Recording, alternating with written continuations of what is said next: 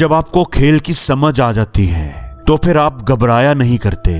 कामयाब जिंदगी के लिए 5 असूल याद रखो। पहला, जब पैसा बोलता है तो कोई ग्रामर की गलतियां नहीं निकालता। जिसकी जेब में पैसा होता है वही सबसे अक्लमंद होता है। दूसरा, वही आपका सब कुछ है जो मुश्किल वक्त में आपके साथ खड़ा होता है, हालांकि उसके पास छोड़ने का बेहतरीन मौका था।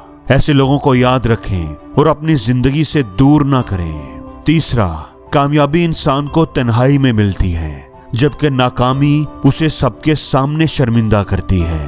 ताकतवर कमजोर को खा जाता है, यही जिंदगी है। चौथा, अगर आप अपने सर्कल के लोगों को देखते हैं और उनसे इंस्पायर नहीं होते तो वो आपका सर्कल नहीं है, आपके लिए एक पिंजरा है। पांचवा, वो जो अकेले उड़ते हैं उनके ही पर मजबूत होते हैं।